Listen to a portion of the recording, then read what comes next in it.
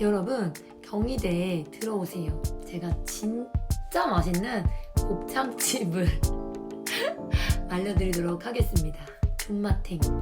안녕하세요, 여러분. 지난 시간에 이어서 물론 저는 지금 촬영을 하고 있지만 어쨌든 경희대에 사회계열과 인문계열을 나눠서 조금 설명을 드리도록 하겠습니다. 자, 일단은 사회계열 지금 21년 모의고사 풀어보신 분, 안 풀면 이거 약간 문제 있어? 자, 21년 모의고사를 풀어보신 분들은 아시겠지만 유형이 지금 조금 변경됐죠. 모의고사가 나오는 이유는 내가 우리 이제 올해 이렇게 조금 변경될 거야, 이런 거를 중심으로 낼 거야 라는 거를 보여주는 기출문제들이기 때문에 반드시 진짜 꼼꼼히 풀고 가셔야 되는데, 뭐 제가 다른 건 몰라도 21년 모의고사는 반드시 풀어야 된다고 말씀을 드릴 거예요. 왜? 꽤나 많은 게 바뀌었죠, 지금. 자, 일단은 제시문의 개수가 많아졌습니다. 우리 기존에 6개이던 제시문이 8개로 바뀌었어. 심지어 글자 수도 100자가 늘었습니다. 근데 여러분, 놀랄 거는 없어요. 사실 이 모의고사 기출에서는 제시문의 양이 조금 짧아졌죠. 그리고 제시문이 늘어났지만 그만큼 글자 수도 늘어났기 때문에 어차피 한 문장씩으로 요약해주는 거는 똑같아. 근데 다만 중요한 게 뭐야? 예나 지금이나 분류가 틀리면 여러분 절대 안 되는 거는 포인트입니다. 경희대는 여러분 연대랑 달라요. 내가 잡은 이 분류의 기준을 바탕으로 분류를 잘못했어. 완전히 틀립니다. 채점을 안 해요. 그러니까 여러분 어쨌든 이런 것들을 바탕으로 논제 1은 깔끔히 풀어줘야 돼. 사실 논제 1은 바뀐 게 좀 거의 없습니다. 물론 제시문이 늘어서 나에게 부담감은 줄 수 있을지언정 만약에 이 정도 짧은 분량으로 나오고 글자 수가 100자가 동일하게 많아진다면 그거는 여러분 그냥 그렇게 이해를 하시고 늘 하던 대로 가장 중요한 요지, 그리고 가장 중요한 요지를 꾸며주는 근거 각각 독립적으로 잡아서 얘네를 하나하나 한 문장으로 조리 있게 전개하는 방식을 연습을 계속 해주시는 게 중요해요. 자, 근데 여러분 달라진 게 어디야? 지금 논제 2번입니다. 얘가 유형이 기존보다 확실히 까다로워진 거죠. 자, 일단은 논제 2에서 하나의 제시문이 나머지 2개를 평가하는 그 방식은 동일합니다. 근데 얘는 일단은 평가를 하래요. 근데 평가한 이후에 이 평가받은 제시문 2개가 동시에 나를 평가했던 그 하나의 제시문을 공격하기 시작을 합니다. 반박을 다시 시키는데, 근데 여러분 이게 또 흥미로운 점이 이 사와 아가 비판을 받는 점, 그리고 내가 다시 재반박을 하는 점, 이 점이 동일하다는 거야. 그래서 사와 아의 주장이 다를지라도 얘네 사아가 내가 자로부터 공격받는 부분, 비판받는 부분, 평가받는 그 지점과 혹은 얘네가 다시 재반박하는 부분, 그 내용이 동일한 내용으로 이루어진다라는 거예요. 자, 물론 21년 모의가 이랬다고 해서 그 다음 회차 21년 기출문제가 이렇게 동일한 점으로 반박, 재반박이라는 법은 절대 없어. 우리가 여기서 이제 주목을 해줘야 될 거는 지금 논제 2가 단순히 각각을 평가하라 이런 거에서 끝나지가 않는구나 라는 거를 기본적으로 가져가셔야 되는데, 이게 왜 그러냐면 여러분 기존까지는 사실 너무 쉬웠어요. 경희대 사회계열 같은 경우는 좀 눈이 있냐 없냐를 물어보는 문제야. 그래서 늘 비판점, 늘 평가하는 그 지점이 동일했어. 뭐 예를 들어서 가가 나다를 만약에 평가를 한다고 볼게요. 자, 나는 A를 주장해. 다는 B를 주장합니다. 그럼 각각 이 A와 B를 주장하는 거에 대해서 이 가가 주장하는 게 늘 동일하게 첫 번째, 아니야, A 플러스 B 둘 다 중요해. 둘의 상호작용이 중요해. 라고 해서 비판을 한다든지, 아니면 두 번째, 너네 A, B 둘 다 틀렸어. C라는 개념이 더 중요해 라고 얘기한다든지, 이 두 방향 외에는 절대 나온 적이 없기 때문에, 그렇기 때문에 이거는 너무너무 쉬웠던 문제들이었습니다. 근데 이번엔 가가 나다를 평가하고 이번에 나다가 가를 평가할 수 있어. 이게 정말 어렵게 나온다면 가가 누구는 옹호, 누구는 비판, 그리고 뒤집어서 얘가 다시 옹호 비판, 이렇게 될 수도 있는 문제예요. 그러니까 가능성을 조금 많이 열어놔야 돼. 그나마 모의고사처럼 나오면 땡큐입니다. 조금 명확하죠? 그러니까 여러분, 유형은 일단 이렇구나 라는 걸 알아두시고 그 다음에 이거에 맞서서 대응하기 위해 우리가 해야 될 거는 뭐냐면 두 갈씩을 완전 철저히 준비를 하시는 겁니다. 자, 여러분 이게 무슨 말이냐면 어쨌든 제시문 3개가 나와. 얘네가 비판을 하든 옹호를 하든 그 지점을 그 평가를 무조건 두 갈씩 맨 처음으로 연결 문장이자 근거를 내세우기 전에 반드시 들어가는 문장으로 사용을 해주셔야 됩니다. 그러니까 무슨 얘기야? 뭐 제시문 자는 제시문 사를 비판할 거야. 근데 제시문 아는 부분적으로 동의할 거야. 뭐뭐라는 점에선 비판할 거고 뭐뭐라는 점에선 옹호할 거야. 이런 식으로 여러분 내가 이 각각이 왜 그렇게 평가하는지 근거를 잡아주시기 전에 무조건 어떻게 평가하는지 예를 먼저 써주시는 게 1번입니다. 예를 잘 써줘야 그 방향성이 명확해집니다. 당연히 첫 문장에는 이제 제시문 자, 이 평가하는 제시문에 대한 요약이 한 2문장에서 3문장 정도로 들어가 줘야겠죠. 키워드를 바탕으로. 그리고 역시 나만의 어휘를 넣어가지고. 그리고 얘가 지금 아와 사를 평가할 때 이번엔 어쨌든 좀 비판을 한단 말이야.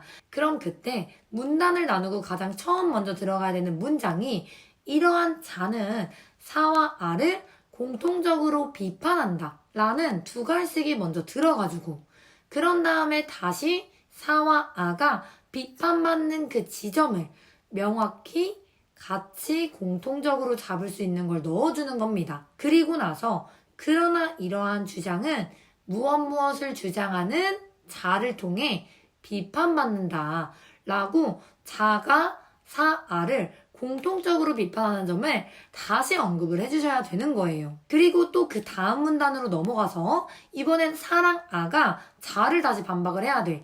그럼 대뜸 막 얘기를 하는 게 아니라 문단 나누고 그러나 사와 아 역시 이러한 자를 비판한다 라는 두 갈씩이 먼저 나온 이후에 그 관점들을 다 체계적으로 설명을 해주셔야 된다.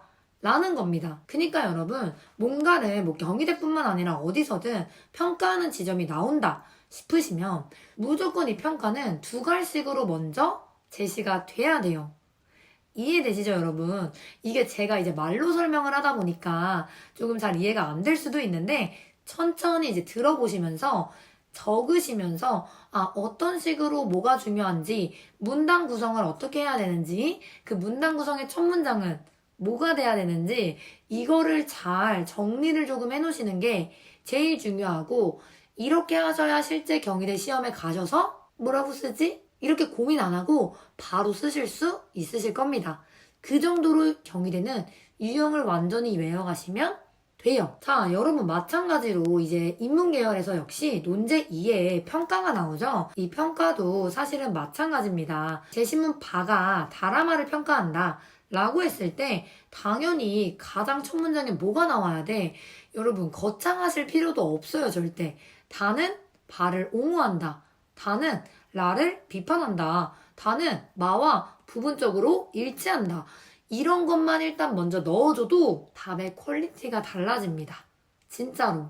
자, 어쨌든 그래서 둘 다 뭔가를 평가를 한다든지 이런 얘기를 해줄 때 두 갈씩의 주의를 해야겠구나 라는 점을 기본적으로 잡아주시면 되는 겁니다. 자, 그리고 인문에서 조금 더 드리고 싶은 얘기는 뭐냐면 여러분 인문에는 조금 재밌는 특징이 있어요. 뭐냐면 항상은 아니기는 한데 모의고사의 논술이 그대로 약간 수시로 나오는 경우가 종종 있었어.